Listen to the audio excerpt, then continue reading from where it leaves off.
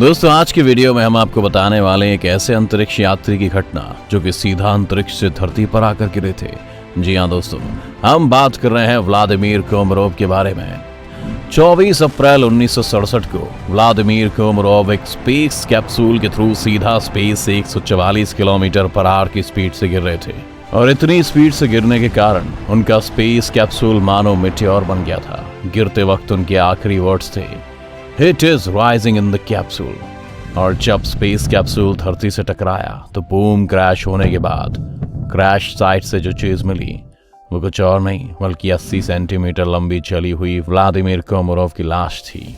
दोस्तों आपको ये बात जानकर हैरानी होगी कि इस हादसे को रूस द्वारा रोका जा सकता था, लेकिन सब कुछ मालूम होने के बावजूद उनके साथ इस हादसे को होने दिया गया। यहाँ तक कि व्लादिमीर कोमरोव को मालूम था कि अब वो जिंदा नहीं लौटने वाले। आखिर क्यों रशिया ने और व्लादिमीर कोमरोव ने अपनी जान को दांव पर लगा दिया, चलिए जानते हैं इस वीडियो में। व्लादिमीर कोमरोव का इंटरेस्ट बचपन से ही स्पेस और एरोस्पेस इंजीनियरिंग में था। उनका सपना था एक एरोस्पेस इंजीनियर बनना, लेकिन कहते हैं ना दोस्तों, सपने इतनी आसानी से साकार नहीं होते। बचपन में जब उनकी पढ़ने की उम्र थी तभी वर्ल्ड वॉर के दौरान उन्हें अपनी पढ़ाई लिखाई छोड़कर अपने घर वालों का पेट भरने के लिए मेहनत मजदूरी करनी पड़ती थी। लेकिन दोस्तों व्लादिमीर कोमरोव ने कभी अपने सपने को नहीं छोड़ा और वह हमेशा अपने सपने को साकार करने में लगे रहते थे और उन्हें सिर्फ एक मौके की तलाश थी और वो मौका उन्हें मिला तब सोवियत एयरफोर्स के थ्रू एक अपॉर्चुनिटी के रूप में उनके घर पर खुद चलकर आई। काफी बार कोमरोव ने अंतरिक्ष में जाने के लिए फॉर्म फिल किया था, लेकिन सोवियत यूनियन ने अंतरिक्ष में जाने की उम्र सीमा 27 साल कर दी थी, लेकिन कोमरोव पहले ही 32 साल के हो गए थे। इस कारण कोमरोव को बार बार रिजेक्ट कर दिया जाता था। साल 1960 में कोमरोव ने स्पेस में जाने के लिए दोबारा फॉर्म फिल किया और 4 अक्टूबर 1964 के दिन कोमरोव को पहली बार स्पेस में जाने के लिए सिलेक्ट किया गया था।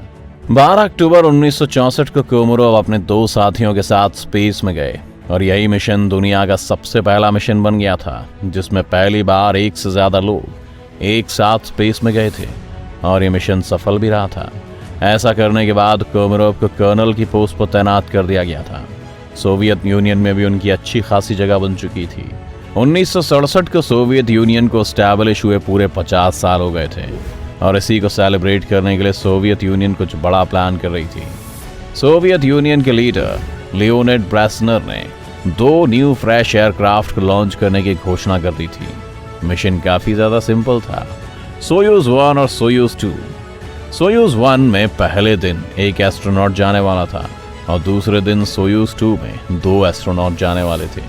स्पेस में जाने के बाद ये दोनों स्पेसक्राफ्ट आपस में एक दूसरे से मिलने वाले थे। जब ये दोनों स्पेसक्राफ्ट एक दूसरे से मिल जाते तब सोयूज 1 का एस्ट्रोनॉट क्राउल करके सोयूज 2 के एस्ट्रोनॉट के साथ मिल जाता और मिशन सक्सेसफुल हो जाता।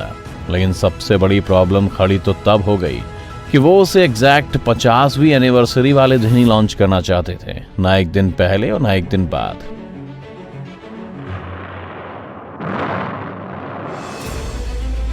इससे भी बड़ी प्रॉब्लम ये थी कि सोयूज इस टाइम तक 1-2 नहीं बल्कि 3 बार फेल हो चुका था। सोयूज ना खुद को स्पेस में ले जाने के काबिल था और ना ही किसी इंसान को। माना तो ये जा रहा था कि सोयूज के डिजाइन में ही फॉल्ट है, जो बात हर किसी को दिखाई दे रही थी, साइंटिस्ट को भी और आम जनता को भी। वो बात ब्रेजनेव के दिमाग में घुस ही नहीं रही थी। ब्रेजनेव सिर्फ एक ही बात को प्रूफ करने में लगे हुए थे कि सोवियत यूनियन किसी देश से कम नहीं है और सभी देशों से काफी ज्यादा पावरफुल है। वो इसको प्रूव करने के लिए अपने एस्ट्रोनॉट्स की बलि देने को भी तैयार थे। ब्रेजनेव उस समय के सबसे पावरफुल देश के लीडर थे, इस वजह से सब ने उनके इस डिसीजन को गलत बताया, लेकिन उन्हें कोई रोक नहीं पाया। लेकिन यूरी गैगरिन ने काफी हिम्मत जुटाकर ब्रेजनेव के सामने इस बात को रखा कि स्पेस क्राफ्ट में कुछ खामियां हैं और उन्होंने इस मिशन को टालने की बात भी कही, लेकिन ब्रेजनेव ने उनकी बात को मानो कि अनसुना कर दिया। इसी वजह से ये बात कभी लोगों के सामने ही नहीं आ पाई। अब रोग और यूरी के पास कोई रास्ता नहीं बचा था, उन्हें ना चाहते हुए भी इस मिशन को अंजाम देना था। कोमरोव ने फ्लाइट में चढ़ने से पहले अपने दोस्त यूरी से कहा था कि ये मेरी जिंदगी का आखिरी सफर है। अब दोस्तों आप सोच रहे होंगे कि सब कुछ मालूम होने के बाद भी कोमरोव इस मिशन से पीछे क्यों नहीं हटे। दरअसल दोस्तों बात यह थी कि अगर कोमरोव इस मिशन से पीछे हटते तो उनके दोस्त यूरी को इस मिशन पर भेज दिया जाता और कोमरोव को यह बात कतई पसंद नहीं थी कि किसी और को जान के जोखिम में वो डाल दें। और आखिरकार 23 अप्रैल 1967 को सोयूज 1 ने अपनी उड़ान भरी। लॉन्च के 8 मिनट तक सब कुछ ठीक चल रहा था, लेकिन 8 मिनट के बाद जैसे ही स्पेसक्राफ्ट अर्थ के ऑर्बिट में घूमना शुरू किया वैसे ही कुछ अजीब व गरीब से डिस्फंक्शन होने लग गए और यहाँ से शुरू होता है उनकी मौत का सफर। अब जैसे तैसे करके एयरक्राफ्ट ने ऑर्बिट का एक चक्कर कंप्लीट किया और तभी स्पेसक्राफ्ट के सोलर पैनल खराब हो गए। सोलर पैनल के खराब होते ही स्पेसक्राफ्ट के सारे इलेक्ट्रिकल कंपोनेंट्स ने काम करना बंद कर दिया। नेविगेशन सिस्टम खराब हो गया। इसका मतलब ये था कि स्पेसक्राफ्ट स्पेस में अब कहीं भी खो सकता था। सब कुछ बद से बदतर होने के बावजूद भी कोमरोव की एक उम्मीद अभी भी बाकी थी, सोयूज 2। लेकिन रशियन स्पेस एजेंसी ने सोयूज 1 के परिणाम को देखकर ही मिशन को कैंसिल कर दिया। अब जो कोमरोव की आखिरी उम्मीद थी वो भी खत्म हो चुकी थी। हालांकि कुछ समय बाद कोमरोव अपने स्पेसक्राफ्ट से अलग होने में कामयाब तो हो गए, लेकिन उनके कैप्सूल ने भी उनका साथ नहीं दिया। उनका कैप्सूल जैसे ही अर्थ के एटमॉस्फेयर में एंटर किया उसके पैराशूट खुले ही नहीं।